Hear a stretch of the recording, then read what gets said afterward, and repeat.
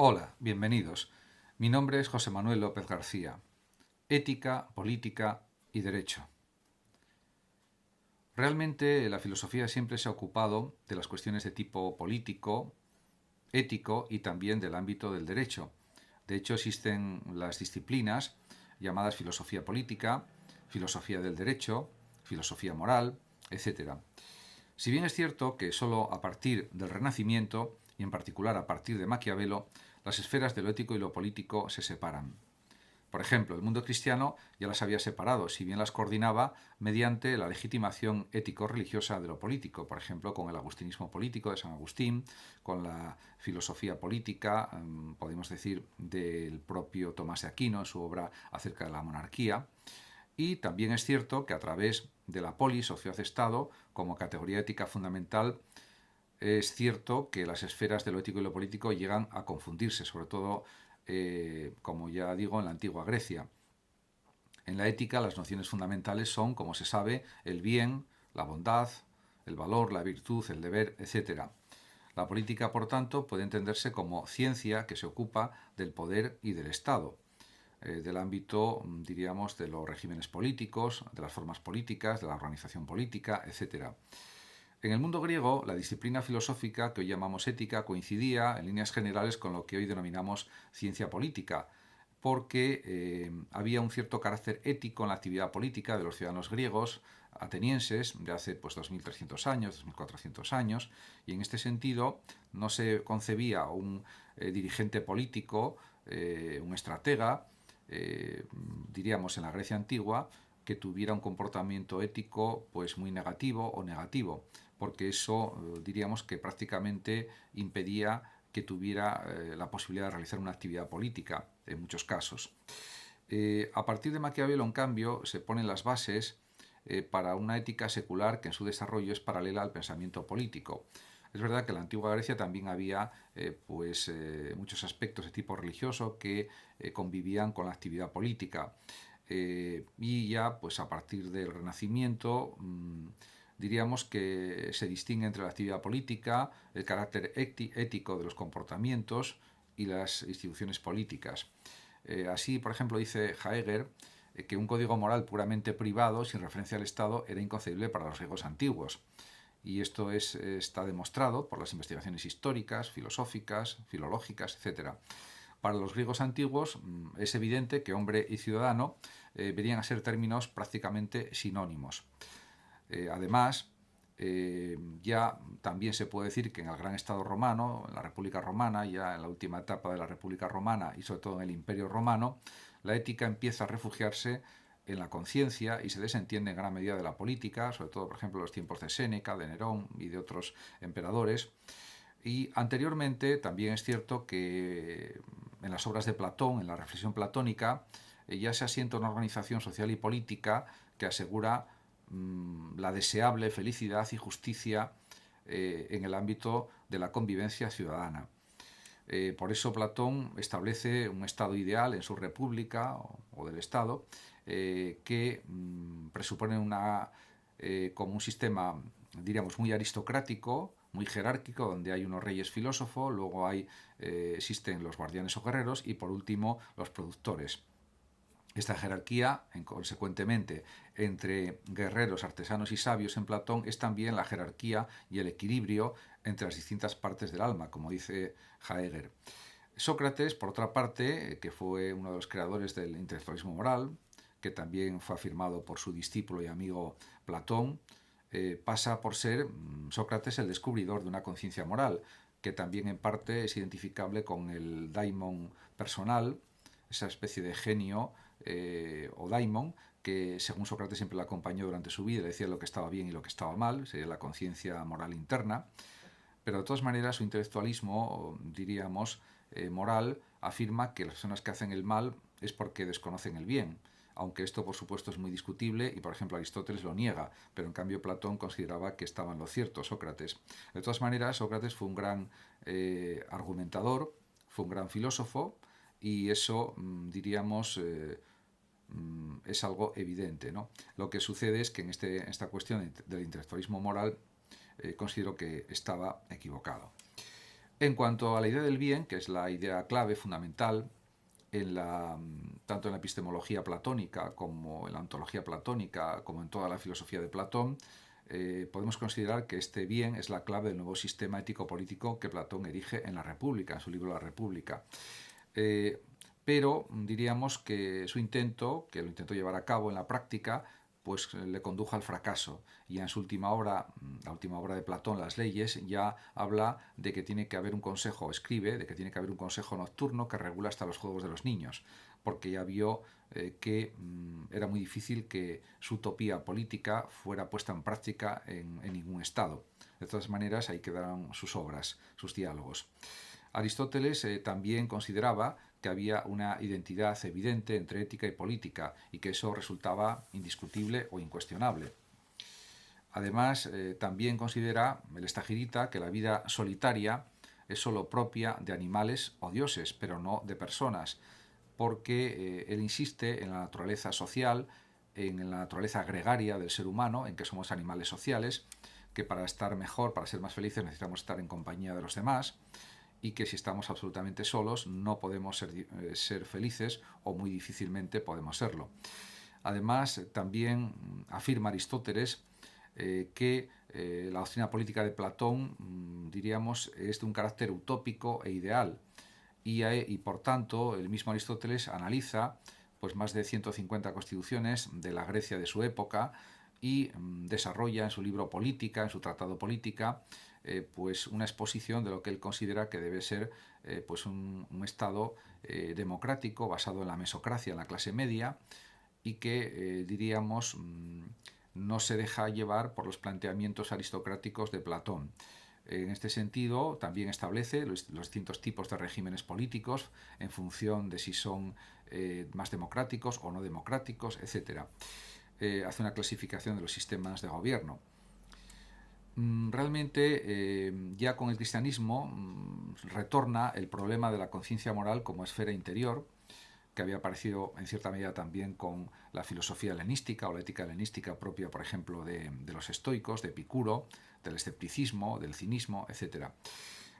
Además, surge ya una escisión, una separación entre lo ético y lo político cuando se da la secularización del universo conceptual cristiano.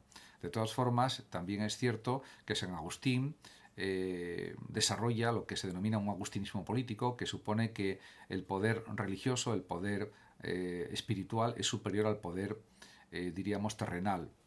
Diríamos que, por tanto, según San Agustín, según este agustinismo político, la verdadera comunidad política es la que se constituye según la ley divina. Esto es la base de sustentación conceptual de la teoría del origen divino del poder de los reyes o emperadores. Y esto siguió vigente durante toda la Edad Media prácticamente. Por ejemplo, el caso de Carlomagno, coronado en el año 800, bajo la presencia del Papa, y luego pues, posteriormente en otras coronaciones de emperadores y de reyes, incluso en el caso de Napoleón, que estaba el Papa al lado de él, aunque él tomara la corona y se la pusiera a sí mismo en la cabeza. En este sentido, este poder divino de los reyes pues sigue vigente también en el absolutismo monárquico del siglo XVII y también en el despotismo ilustrado del XVIII. En cuanto a la ética, está claro que es un elemento de control de los comportamientos de las personas, y también puede haber una crítica de las realidades políticas terrenales desde una perspectiva ética, por supuesto, y supone también la ética un elemento legitimador en muchas situaciones de tipo social, político, etcétera, incluso, por supuesto, individual. Santo Tomás también estaba en una línea que marcaba que había que subordinar las categorías políticas, por ejemplo, aristotélicas, a la idea de un legislador divino. Y en este sentido, también podríamos decir que hay una afirmación del poder temporal como subordinado al poder de la Iglesia. Por eso el propio Tomás de Aquino, en su obra Monarquía, que dejó inacabada, pero que fue acabada por otro fraile dominico, pues realmente Tomás de Aquino consideraba que diríamos, el poder real, el poder también del emperador, era el mejor porque era uno solo, al igual que el divino, por ejemplo. En cuanto a la exigencia de autonomía del poder terrenal o del poder temporal, Esto es afirmado también, por supuesto, por Maquiavelo, en su libro El Príncipe y en otras obras o escritos políticos, porque considera que tiene que haber una separación total y absoluta entre lo ético y lo político. Esto desde la perspectiva de Maquiavelo. Por eso a veces se ha acuñado el término maquiavelismo en un sentido negativo, aunque él nunca dijo el fin justifica los medios, pero es cierto que esto se deduce de su doctrina política. Además, Maquiavelo fue el primero en ensayar unas explicaciones de lo político en términos de constantes, de leyes, de circunstancias de tipo psicológico, emocional, etc. De hecho, Maquiavelo se le puede considerar como el creador de la ciencia política moderna y es un pensador que se le puede calificar de realista político. Él creó el realismo político y además era un grandísimo conocedor de la psicología humana por su actividad como embajador, como secretario, como diríamos, sí, como secretario político, como embajador político, y por lo tanto estaba al corriente de todas las debilidades humanas, de todos los tipos de engaños que podía haber en el ámbito de lo político, etc. Por lo tanto, diríamos, sus escritos son valiosísimos para el surgimiento de la ciencia política moderna. Pero posteriormente a Maquiavelo hubo una reconsideración de lo político por parte de pensadores o filósofos como John Locke, como Thomas Hobbes, como Rousseau ya en el siglo XVIII, que a la vez es en cierta medida una reconsideración también de lo ético y de lo moral. Además, las constituciones políticas, en sus preámbulos, ya empezaron a hacer referencia a los valores éticos y a consideraciones éticas. También es verdad que la ética se utiliza en muchos más ámbitos, por ejemplo, en términos de la estrategia de juegos durante el siglo XX y XXI. En cambio, en el siglo XIX hubo una, diríamos, coordinación entre lo ético y lo político a través de la corriente del utilitarismo. También lo hubo en el siglo XVIII porque Hume podemos considerar que en su filosofía política es claramente utilitarista, habla del bien general, de la simpatía, etcétera, del altruismo, etcétera.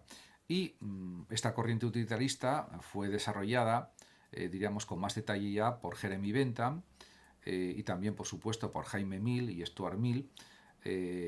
A través de Sigwith también llega hasta la concepción de las teorías del estado del bienestar.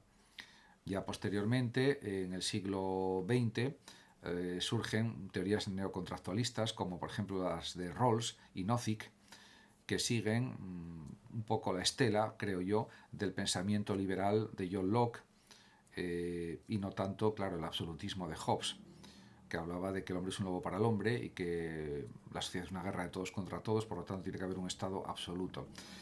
Realmente las teorías contractualistas que procuran que haya un Estado político que sustituya al Estado de naturaleza para que haya mayor justicia para todos y una mayor paz, un mayor bienestar general, supone también el surgimiento de instituciones políticas que se dediquen a fundamentar derechos inalienables personales, o podemos llamar derechos individuales, porque eso sería lo más adecuado para el bienestar individual. Si nos preguntamos si en la práctica todos los hombres son iguales, o si al menos poseen los mismos derechos, podríamos que contestar que no.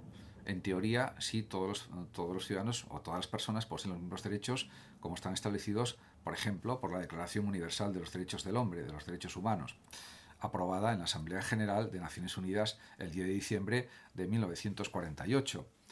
Ya Voltaire, en el siglo XVIII, que era un gran filósofo y crítico de muchas costumbres de su tiempo, de muchas actitudes, y era un crítico muchas veces mordaz, dice que la historia es el resultado de la lucha permanente entre el fanatismo de la verdad y el de la mentira.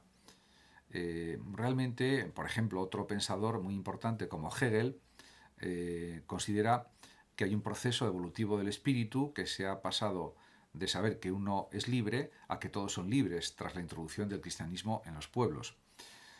Otro pensador como Lien dice que los derechos humanos nunca serán probablemente catálogos completos y definitivos de los derechos del hombre, porque existen más derechos humanos de los que están ya tipificados, porque se puede siempre matizar más la cuestión de los derechos humanos.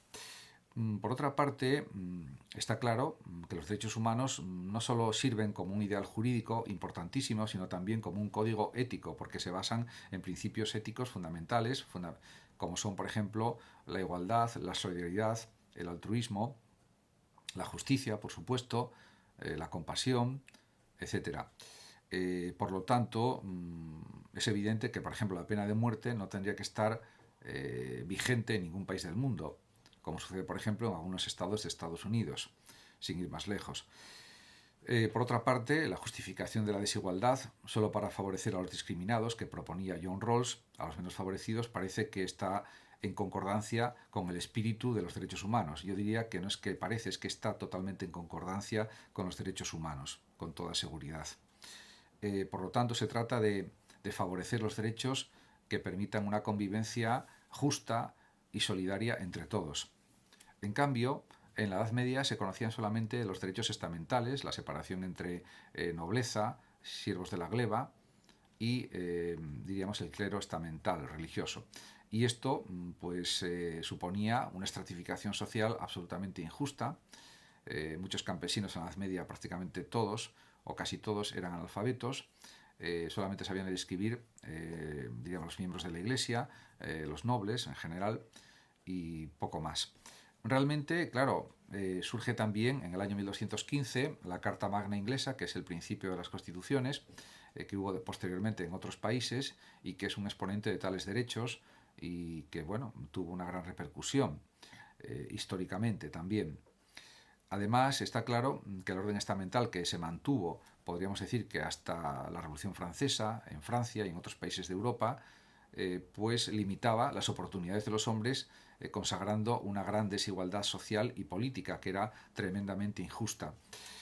El francés Sébastien Chatillon, por ejemplo, fue consciente de la persecución de Servet por sus investigaciones sobre la circulación de la sangre y por otras cuestiones, y denunció las persecuciones religiosas, que eran algo muy habitual y muy común en los siglos XVI y XVII, y que causaron estas persecuciones religiosas miles de muertos y miles o decenas de miles de víctimas. Por tanto, esto era algo a superar y, en consecuencia, es natural, es entendible que filósofos de la talla de John Locke escribieran libros como, por ejemplo, Cartas sobre la tolerancia, donde habla de que la tolerancia y la libertad religiosa y de conciencia tienen que imponerse, tienen que ser la base de cualquier Estado.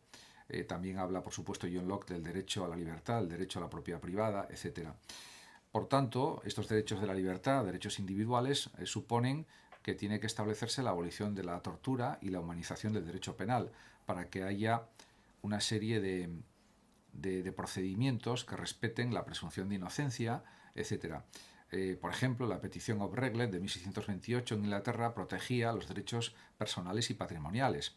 También surgió y se aprobó el acta de habeas corpus en el año 1679 que prohibía la detención de individuos sin mandamiento judicial.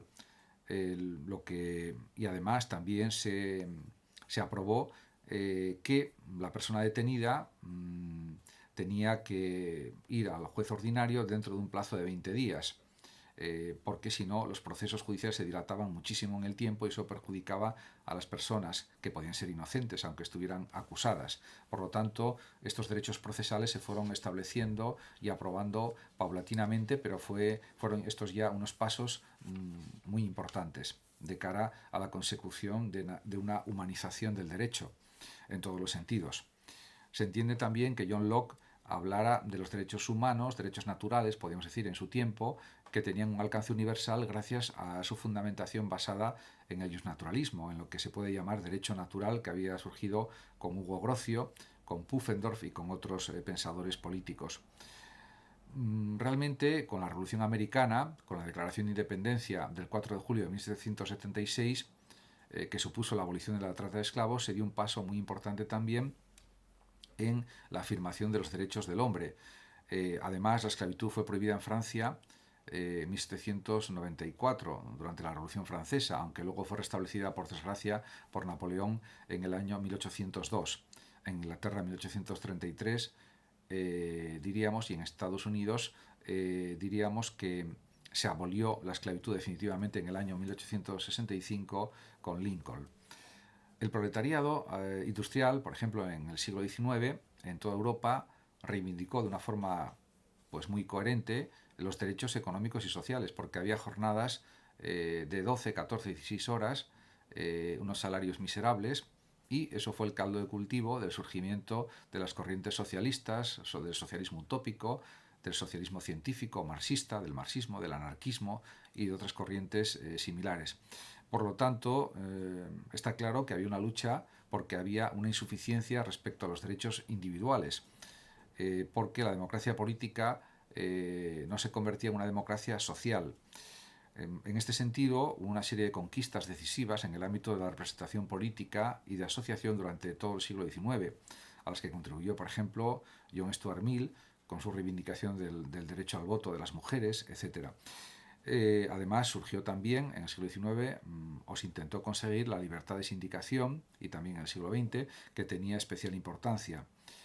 De todas maneras, es verdad que hubo otros movimientos sociales de reivindicación de las libertades y de unas mejoras de las condiciones de vida y de las condiciones laborales, como son, por ejemplo, el socialismo utópico de Saint-Simon, por ejemplo, que generalmente fue hostil al Estado, el socialismo científico también de Marx y Engels, y, por supuesto, hubo también la Constitución francesa de 1848, que afirmaba derechos relativos al trabajo, a la existencia y a la educación, y que supuso también, pues, un cambio notable en las actitudes ante esta cuestión de los derechos básicos de las personas.